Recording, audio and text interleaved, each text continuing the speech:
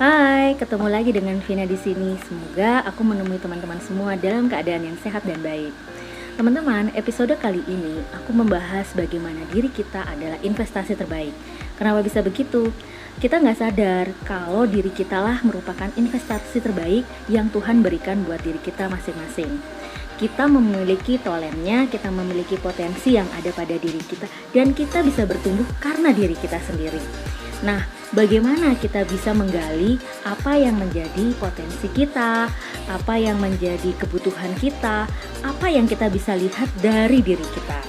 Jangan sampai teman-teman merasa bahwa diri kita itu bukan investasi terbaik. Banyak orang suka, aduh, saya mendingan investasinya ke tempat lain aja. Saya mau ke sana ke sini, itu sih memang bagus. Tetapi hal yang terbalik yang Tuhan berikan buat kita sebenarnya ada di diri kita sendiri. Nah, bagaimana supaya kita bisa menggalinya dan kita bisa tahu bahwa ternyata investasi terbaik di diri kita itu ada loh, dan kita punya kelebihannya. Nih, teman-teman harus tahu bahwa diri kita atau otak kita diberikan satu karunia neutron. Nah, energi itulah ternyata setelah dari hasil banyak penelitian baik dari ilmuwan-ilmuwan mengatakan bahwa sebenarnya apa yang kita lakukan sekarang, kita bekerja, kita berkarya, kita hanya menghasilkan atau kita hanya melakukan itu dengan hanya 1% saja. Sedangkan sisanya yang 99% kemana? Nah, artinya berarti kita hanya menggunakan itu dengan 1%. Kalau kita bisa menggunakannya dengan lebih dari 50%, berarti otak kita sudah mampu digunakan. Sama dengan investasi diri kita. Investasi diri kita selama ini kita hanya baru menggunakan sepersekian persen. Nah, sepersekian persennya itu yang kita belum gali. Jadi banyak orang suka menganggap saya sudah melakukan ini, saya sudah melakukan itu, tapi diri sendirinya dia tidak melihat. Padahal setiap orang ketika dia lahir di dunia ini, dia memiliki potensi yang luar biasa. Nah, bagaimana cara pertamanya? Adalah satu, investasi otak. Kok bisa investasi otak? Nah, investasi otak itu bagaimana kita mengasah otak kita ya. Dengan cara apa? Pertama, kita baca buku. Dengan kita membaca buku setiap hari, ya setiap hari kan waktunya nggak harus 1-5 jam ya, tapi kita bisa baca 5-10 menit. Dengan sering membaca buku, pengetahuan dan otak kita mulai kita gunakan untuk bisa mengasah lagi, sama seperti pisau. Kalau pisau kita tidak asah, makin lama makin tumpul. Sama seperti otak, kalau kita nggak sering baca, otak kita pun makin lama makin tidak terasah.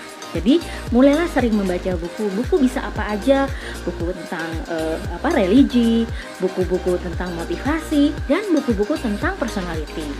Itu bisa membangun diri kita dengan lebih baik. Kemudian kita juga bisa membangun investasi otak dengan apa? Dengan YouTube. Ya, dengan YouTube kamu bisa belajar dan kursus-kursus di YouTube. Banyak sekali loh artikel yang terbagus yang saya lihat dan saya perhatikan, banyak sekali muter-muat di YouTube. YouTube itu juga kita bisa belajar banyak hal di sana. Jadi jangan lihat suatu konten-konten atau informasi yang negatif, tapi banyak juga unsur-unsur positif yang bisa membangun kita semua. Nah, itu investasi otak. Yang kedua adalah investasi lingkungan. Investasi lingkungan itu apa? Kita bisa ikut dalam kegiatan-kegiatan lingkungan di sekitar kita. Entah kita ikutin seminar-seminar, kita bisa ikutin webinar, entah kita masuk dalam komunitas-komunitas lingkungan, misalkan dari job seeker, lingkungan-lingkungan di mana para pekerja, dan itu yang membuat kita punya value atau nilai gitu ya. Jadi kita ikut dalam kegiatan-kegiatan dan berkontribusi aktif. Dengan demikian kita pun menggali ilmu-ilmu kita, skill kita dengan lebih baik lagi dengan kita belajar di lingkungan. Tapi mesti hati-hati ketika kita berada di lingkungan yang toksik, dalam arti kata yang racun, itu akan membawa pengaruh pada kita. Oleh sebab itu kita harus memilih juga lingkungan yang positif, akan juga membawa kamu, perubahan diri kamu, dan investasi yang ada pada diri kamu mengarah pada hal yang positif. Nah, itu sih untuk lingkungan ataupun investasi dari segi stepnya di lingkungan. Yang ketiga adalah mulai mempersiapkan diri berkarya atau berkreativitas. Dengan cara apa? Ya buat konten.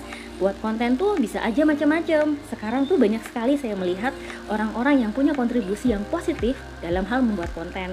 Dari orang yang gak bisa masak, sekarang dia bisa membuat aneka macam masakan. Kemudian dari bahan berkarya, kreativitas dari kain tenunan, terus membuat tas dari kain-kain perca dan sebagainya. terus membuat aksesoris untuk wanita, kemudian sepatu dan sebagainya. Itu bisa menambah konten-konten yang bisa kita salurkan kepada teman-teman kita melalui sosial media. Nah, itu kita dengan karya. Terus bisa juga dengan karya itu kita bisa tampilkan adalah apa?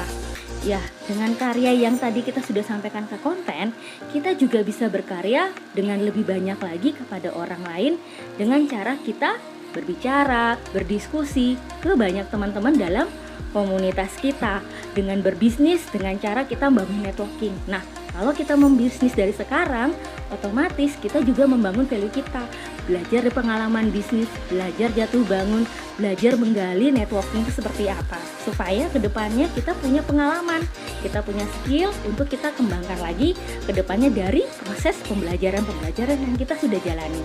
Dan yang terakhir adalah teman-teman mulai lakukan action. Jangan cuma diam aja. Semoga produktivitas kamu semakin meningkat dan informasi yang aku berikan ini bisa membawa value. Investasi terbaik adalah diri kita sendiri. Semoga berguna.